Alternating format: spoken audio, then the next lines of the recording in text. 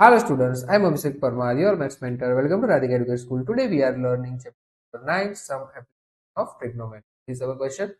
A straight highway leads to the foot of a tower. A man standing at the top of the tower observe that, for example, ये tower की top है, ठीक है? A. Observe that a car at the angle of depreciation of 30 degree. For example, ये 30 degree है, यहाँ पर कोई कार है, चलो B. 30 degree, which is approximately the foot of the tower with a uniform speed. 6 seconds later, of depression of the car is found to be 60 degree. तो for example 6 second letter तो यहाँ तक हो जाएगा और दूसरी कार फॉर एग्जाम्पल यहाँ से यहाँ तक पहुंच रही है पॉइंट सी तक. डन. और कितना टाइम ले रही है? 6 सेकंड. सो बीसी की वैल्यू ले लेते हैं 6. Depreciation of the car is found to be 60 degree. Find the time taken by the car to reach the foot of the tower from this point. ठीक है, तो ये C से यहां तक, यहां पर ले लेते हैं D.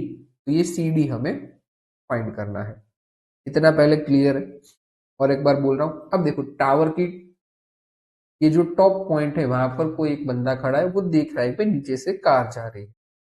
ठीक है, एक कार की यूनिफॉर्म स्पीड है, स्पीड पता नहीं है. अब पहले वो कार थी वो 30 डिग्री के एंगल पे थी और फिर 6 सेकंड्स के बाद वो एक दूसरे पॉइंट पर पहुंचती है जहां पर एंगल है 60 डिग्री. ठीक है, तो वो आपको बोल रहे हैं कि अगर यही स्पीड से कार चलती रहे तो टावर के जो नीचे वाला पार्ट है जिसे हम फुट कहते हैं, तो टावर के फुट पार्ट तक वो कब तक पहुंचेगी, कितने सेकंड्स में पहुंचेगी. ठीक है, वो हमें फाइंड करना है. डन है. अब देखो ये 30 डिग्री होगा तो ये भी हमारा 30 डिग्री होगा और ये हमारा कितना हो जाएगा 60 डिग्री. ये सबको पता है, बताने की जरूरत नहीं. डन है. चलो, तो फर्स्ट ऑफ ऑल 1060 से स्टार्ट करेंगे और ट्राइंगल कौन सा लगे? A B C. डन है. इन ट्राइंगल ए बी सी और थीटा यूज कर रहे हैं 60 degree. Right. 1060 degree opposite upon adjacent E D upon C D. Done है. 1060 √3. ईडी की वैल्यू पता है? नहीं. सीडी की वैल्यू नहीं.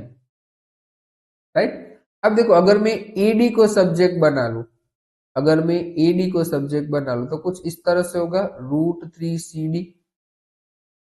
√3 CD. क्या यहां तक डन है? तो हम नाम दे देते हैं इक्वेशन 1.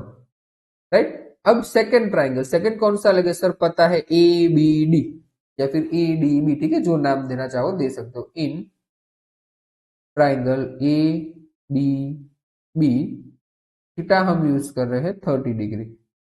डन है. अब 1030 degree is equals to A D upon नीचे क्या हो जाएगा? B D. डन. अब 1030 की value 1 upon √3 is equals to A D upon B D. Right. Same में एडी को सब्जेक्ट बना रहा हूं. A D is equals to B D upon √3.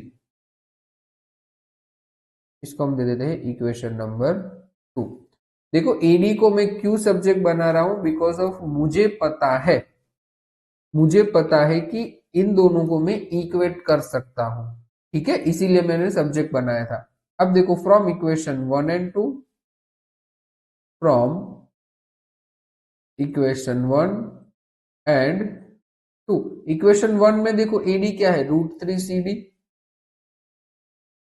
और इक्वेशन 2 में बी डी अपॉन √3.